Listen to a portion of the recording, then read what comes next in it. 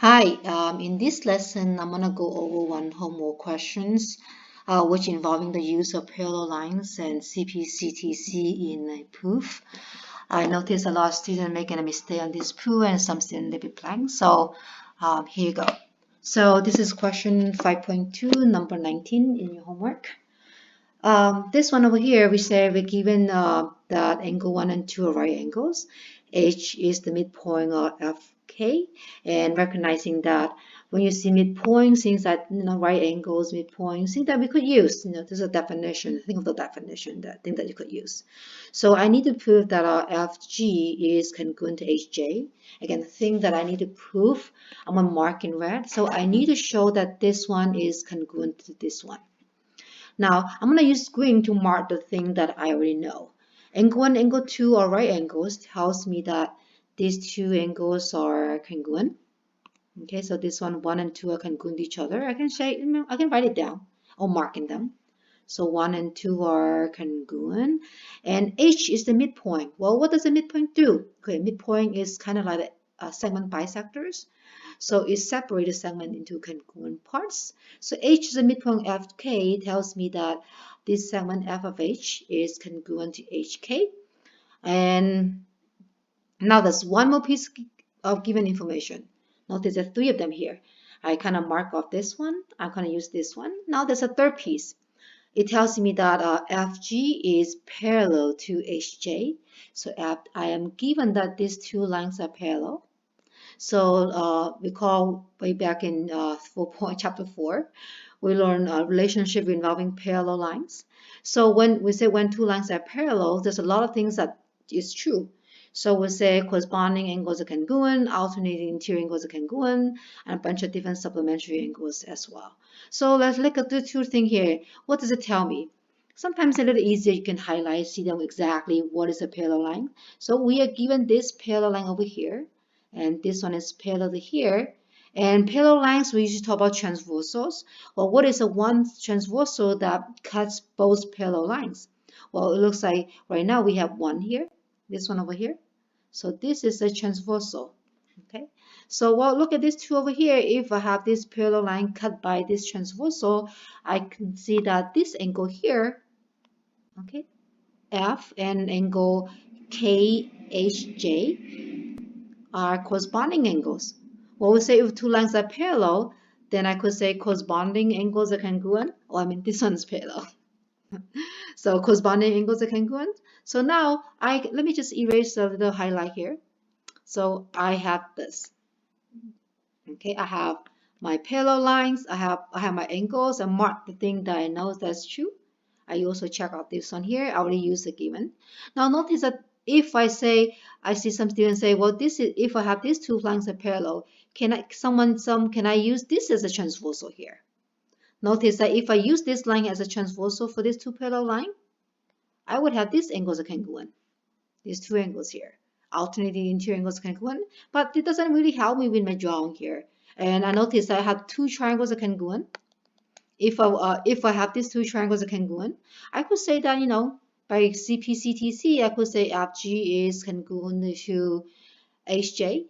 Okay, so that will help me out. So, oh, by the way, I marked it wrong here. I need to prove HJ. HJ is this one right here. Okay, so if I show the triangle of FGH is congruent triangle HJK, then I could say by CPCTC, FG is congruent to AJ. Again, CPCTC we only use if we know the triangles are congruent already. So let's make a little plan here. So first one part in my plan. Okay, this is a plan. Again, keep in mind what I wanted in red. So I'm going to show that the triangles are congruent.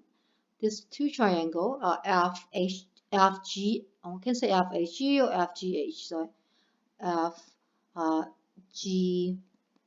FGH is congruent to triangle. Oh, let me write a little differently. Let me do FGH. FGH is congruent to triangle. Again, I want to write in corresponding order here. So FGH, F is corresponding to H in this triangle here. So triangle HJK. And notice I'm going to show these two triangles congruent using angle, side, angle, which is marking over here. So angle, side, angle. So we have, again, angle, side, angle. Notice that there's corresponding on both triangles here. So we have using angle, side, angle. Number two, once I put the triangles are congruent already, well, if two triangles are congruent, all the 6 parts are congruent. 3 pairs of congruent angle, 3 pairs of congruent sides, which including FG and HJ. Notice that FG, HJ, their corresponding location there, their sides of the triangle. So I could say FG is congruent to HJ by CPCTC. Okay, oh, let me mark it a little better. So say by CPCTC. Okay, so this will be true. So once I have that, then I'm done. So okay, 2 things to keep out here. So let's do the proof. Okay, so I have, so to do the proof, so let me write it. So step 1, I keep in mind that I want to prove the triangles are congruent first. So to prove the triangles congruent, first thing I want is an angle. So I would ask myself, is there a pair angle here I could use already? So I look at my first piece of given, I mark that 1 and 2 are congruent because they both are right angles. So first thing I need to use it to write a given down, so I use that right angles are congruent. So I say angle 1 and angle 2 are right angles. Notice I didn't write everything down. I'm going to write the piece that I wanted, right? So this is the given. I want to use that to get 1 pair of congruent angles. So number 2, step 2, if to the right angles, we say all right angles are congruent. So I could say angle 1 is congruent to angle 2. Okay, that is of all right angles are congruent because they were 90 degrees. So all right angles are congruent. Now I mark it off here. So this is my angle. I got it already. I'm going to check off the thing on my plan. I got 1 angle already. Next thing, I want a side. Well, now I look at my given here. Which one can help me with a side again? Again, I look at my graph, my picture again. Now that I see that the midpoint, well, midpoint, we say use the midpoint, I could get FH congruent to HK. So I could say, now to get that congruence, I need to use the midpoint. So I'll write down the midpoint. So H is midpoint of FK. So number 3, I would say H is the midpoint of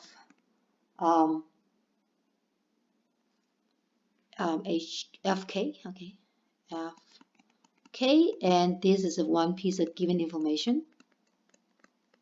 Okay, next thing. So again, keyword here is midpoint. We say midpoint separates those segment into 2 congruent parts. So next thing I could say is the segments are congruent. So because midpoint, so I have FH congruent HK.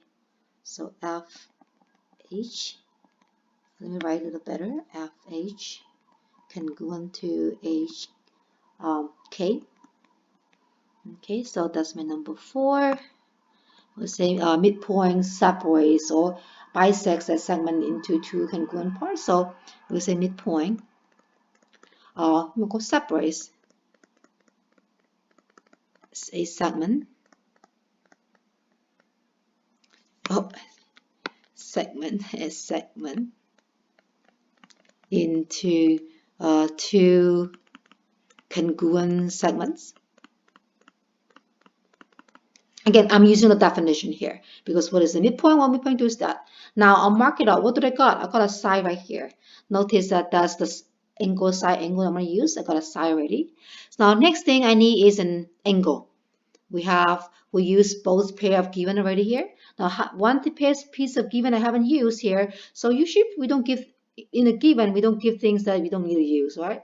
So if give me something here, that means I should use it. Very likely we need to use it. So I'm given FG is parallel to HJ. Again, we're using the parallel line to get the angles congruent.